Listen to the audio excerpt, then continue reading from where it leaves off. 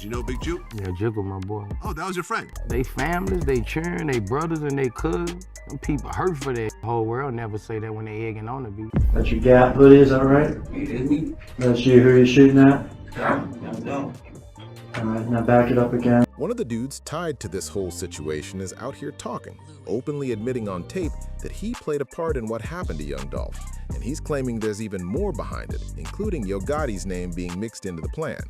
This is the kind of talk that makes everybody sit up, because once someone starts revealing details like that, the streets start buzzing fast. And now people are saying he might have to stay alert forever, because not everybody reacts well when someone starts speaking on things that were supposed to stay quiet. This takes us straight back to the moment that shook Memphis and sparked non-stop conversations across the city. Memphis is a place where people stand firm, and everybody knows how real the streets can get. But even in a city that has seen plenty of tense moments, nothing hit the community quite like what went down on that November day in 2021. We're talking about the shocking moment that took a respected artist away, someone who had a strong presence, major influence, and real love from the community. This wasn't some small conflict or a random situation gone sideways. This was something that had people everywhere wondering how things reached such an extreme point. The neighborhood was talking, the city was hurting, and the entire music world was left asking how things spiraled in such a heavy direction. On November 17, 2021, the 36-year-old rapper, born Adolph Robert Thornton Jr., lost his life in broad daylight while stopping at Makeda's Homemade Butter Cookies, a spot he visited often just to grab his favorite treats. This wasn't late at night or tucked away somewhere hidden. This was in the middle of the day, right out in the open, which made the whole moment feel even more unreal to people watching the news and hearing the stories. Young Dolph wasn't just another artist trying to break through. He was a Memphis figure who built everything from scratch, creating his paper route empire with pure determination. He moved with independence, stayed true to his lane, and never switched up his approach for anyone. When the news broke, the amount of force involved made folks feel like it wasn't just about targeting him. It felt like someone wanted to send a sharp message that the whole city would notice. The surveillance cameras caught every moment, two masked individuals pulling up in a white Mercedes, stepping out and opening fire without hesitation while Dolph was simply trying to pick up his cookies. As soon as they carried out their actions, they rushed back into the car and sped off, leaving Memphis stunned and searching for answers. The whole city was left stunned, and the community was demanding real answers about who could pull off something this cold and why it even happened in the first place. Memphis PD wasn't taking anything lightly, and a few months after everything went down, the authorities had already rounded up 4 suspects and hit them with serious charges. Justin, Straight Drop, and Cornelia Smith were named as the 2 who actually carried out the act, the one said to be on the scene when everything unfolded. Then you had Hernandez, who the feds claimed was the mastermind, the person who lined up the whole plan from start to finish. And on top of that, there was Jamarcus Johnson, Justin's half-brother, who was accused of helping the others get away afterward and collect the money that was promised. So the system was officially moving, arrests were happening, names were being dropped, but anyone who understands how the streets operate knew these 4 weren't the full picture. Somebody out there wanted Young Dolph out of the way, and the biggest question floating around was, who motivated these dudes to go through with something this bold? To understand how things reached that point, you've got to go way back and look at one of the wildest Memphis rap rivalries ever, the long-running tension between Young Dolph and Yo Gotti. This wasn't some little online back and forth or a couple of slick lines in songs. This was deep, personal, and it stretched across years, involving different crews, different labels, and multiple situations that put serious pressure on the city. This feud wasn't for show. It had real consequences that affected people far beyond the music. When everybody put on a song, everybody egging out, nobody don't be saying that. We feel like that right now. It was the kind of rivalry where both sides had folks ready to move at any moment. And the tension was so heavy you could feel it every time their names got mentioned together. The whole thing started back in around 2014 when Young Dolph was leveling up in the industry, making noise with his independent grind. Yo Gotti, real name Mario Mims, was already a major figure in Memphis with his CMG label, and he allegedly tried to sign Dolph to a deal on paper. At first, it looked like a solid business move, an established OG trying to bring a hungry, rising talent into his circle. But Dolph wasn't feeling it at all. He had his own vision, his own paper route empire he was grinding to build, and he wasn't about to become just another artist on somebody else's lineup, taking orders or getting told how to move. He wanted full control over his career, his music, his masters, his money. And that kind of independence is something a lot of people secretly wish they had. It was real boss energy, even if it made certain folks feel a little heated. But word in the streets was that Yo Gotti didn't take that no the right way. According to Dolph, Gotti went from showing love to acting like an enemy real quick after that deal fell through.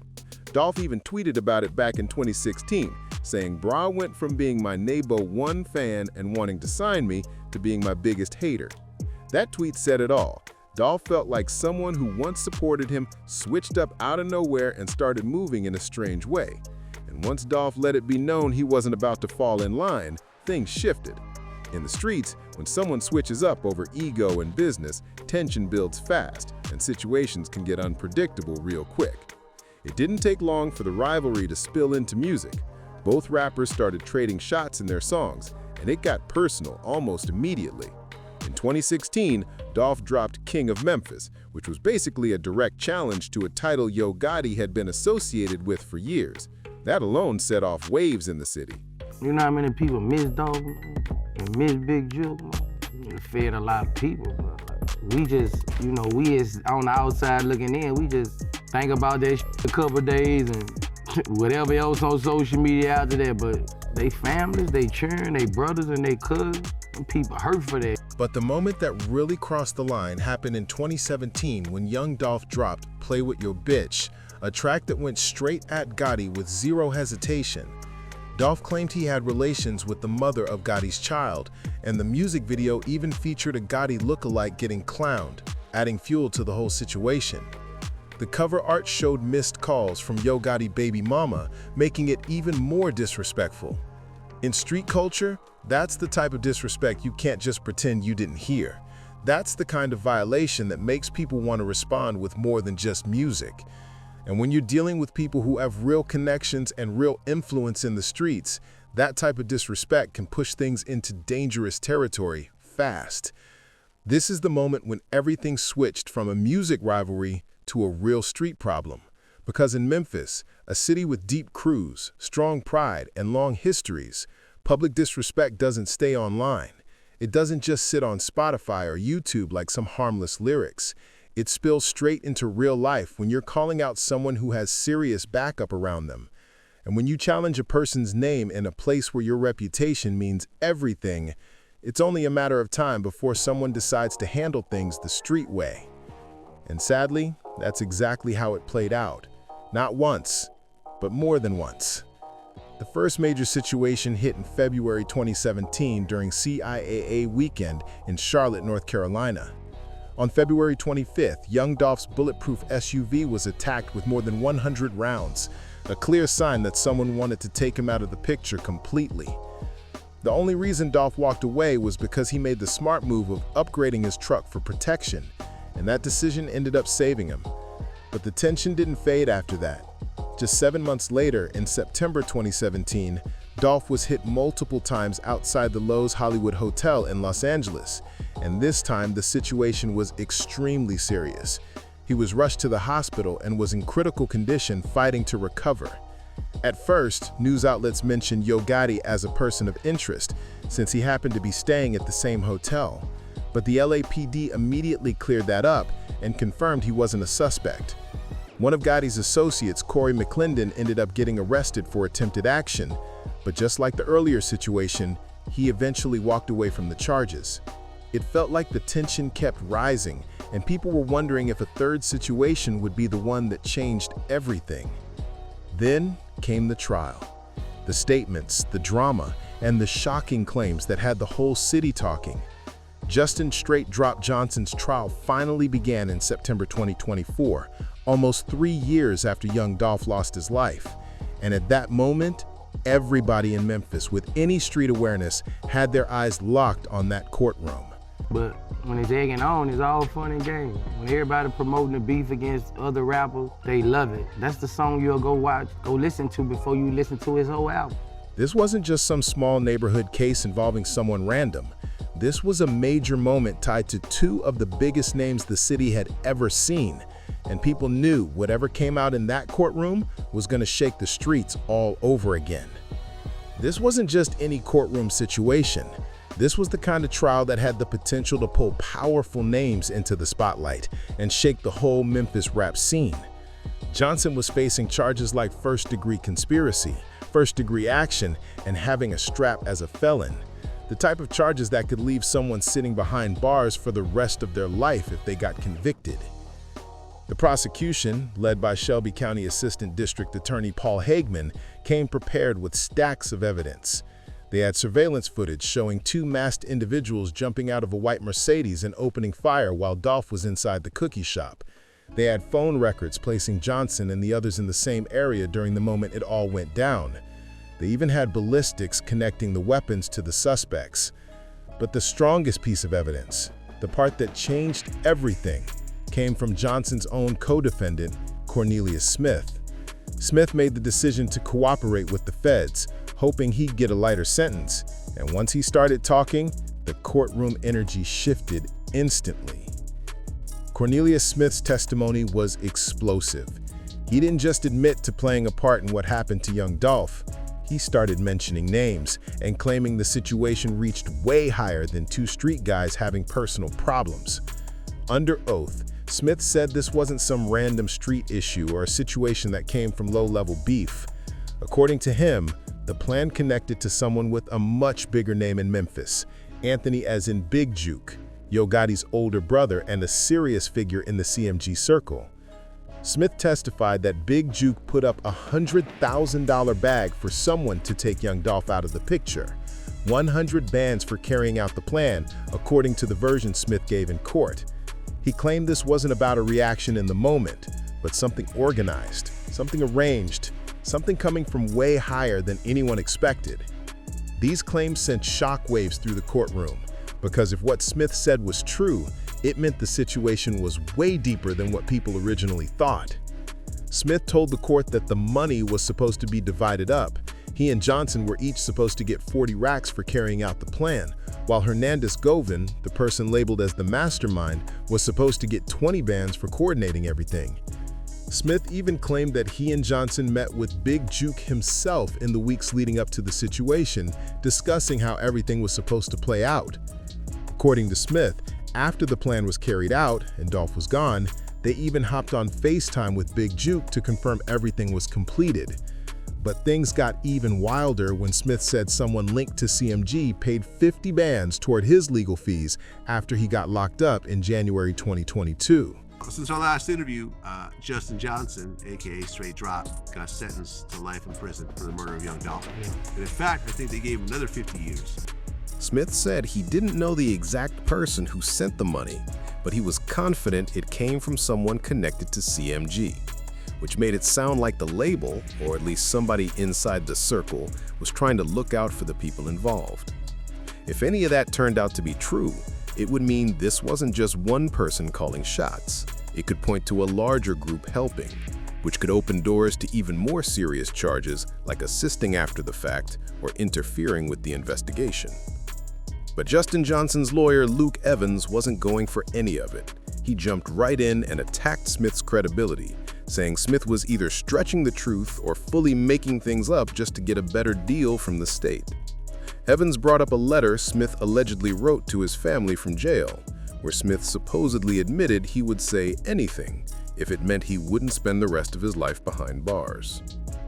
If that letter is real, it would throw Smith's entire testimony into question, making it look like he was telling prosecutors exactly what he thought they wanted to hear, so he could protect himself. Evans also pointed out several big inconsistencies in Smith's story, especially the part about the money. Smith said he was promised $40,000 for being part of the plan, but then admitted he only ever received $800 total, $500 at first and then $300 later on.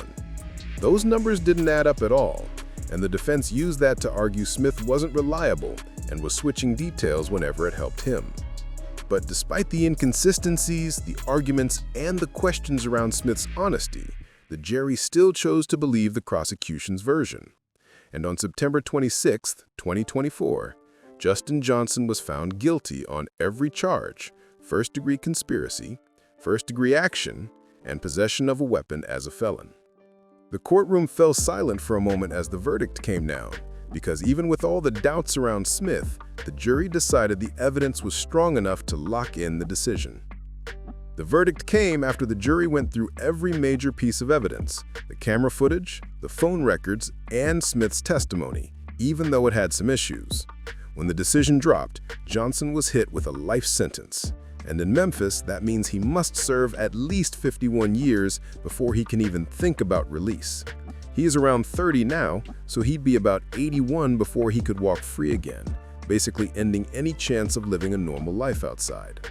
It's a messed up situation. It's a messed up situation. And the fact that both, people were getting killed on both sides, there was other shootings and murders that were happening, man. But even with that conviction giving Young Dolph's family and fans a small sense of justice, it opened up a whole new wave of questions about who else might have been involved. Because if the jury believed enough of Smith's claims about Big Jook to convict Johnson, then everybody wants to know who else knew what was going on, who else was part of the planning, and the biggest question of all, did Yo Gotti know anything, or was he completely out of the loop? Right now, there's no public proof linking Yo Gotti to arranging or approving anything. All the accusations pointed at Big Jook, not him.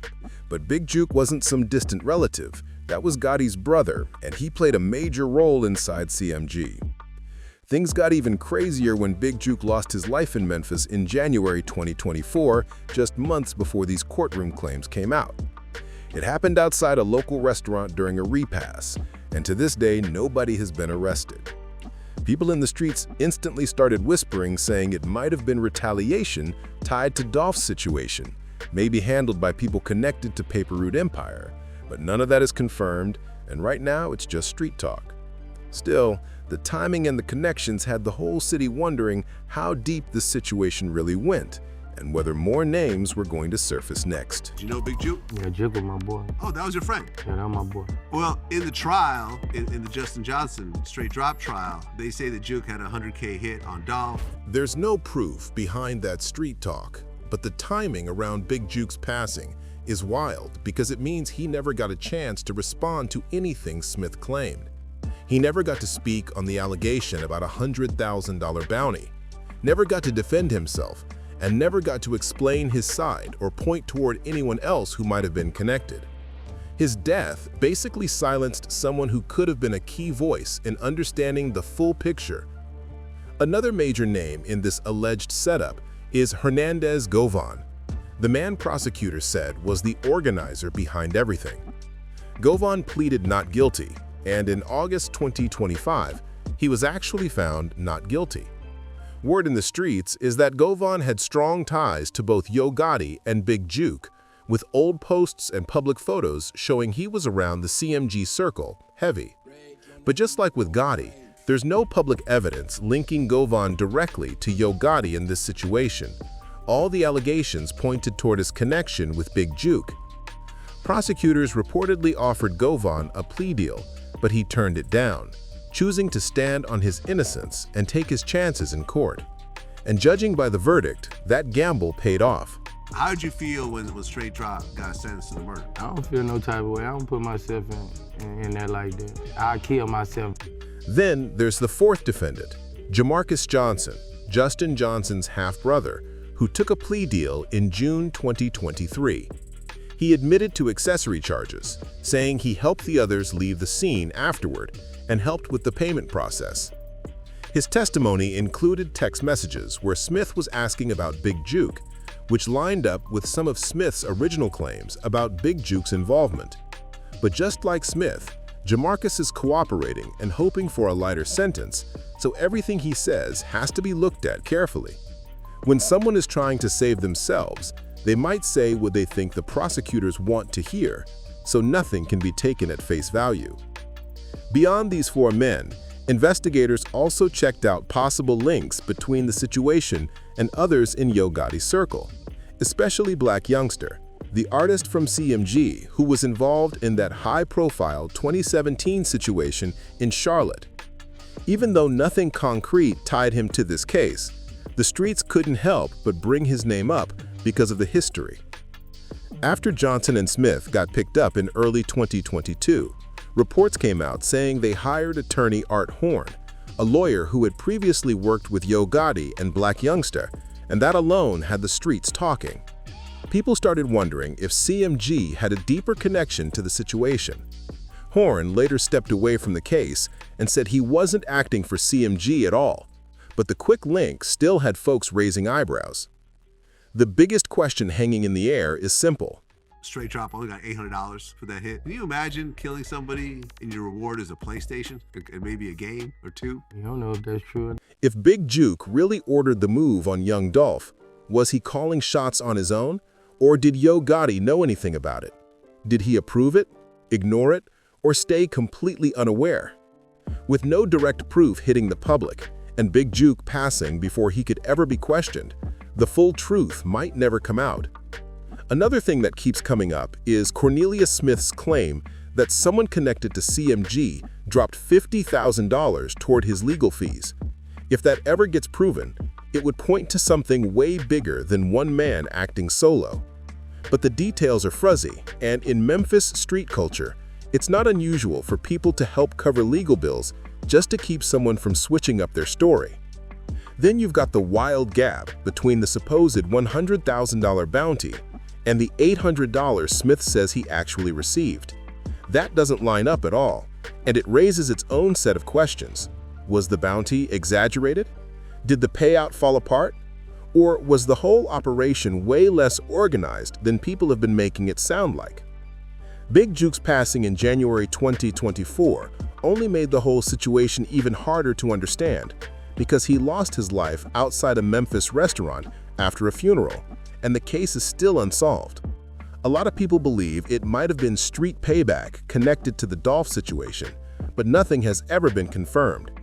His death also removed the one person who could have explained who knew what, leaving the full story permanently incomplete. Young Dolph's situation showed how dangerous it gets when rap tension mixes with real-life connections, pride, and retaliation. When artists tied to the streets mix emotions with music, the results can turn serious fast. Dolph left behind a family that loved him, Big Jook's people had to watch him go, and the men involved ended up facing life in prison, all tied to rivalry, respect, and loyalty that weren't worth the damage they caused. Even though some justice was served, the bigger questions still hang in the air. Who truly planned everything? How far the involvement went? And whether anyone with real power had a hand in it? Dolph's loss hit Memphis hard because he was more than an artist. He was a leader, a businessman, and a father. And the full truth behind what happened may never come out. Thanks for watching. Make sure to like, comment, subscribe, and tap another video on your screen now.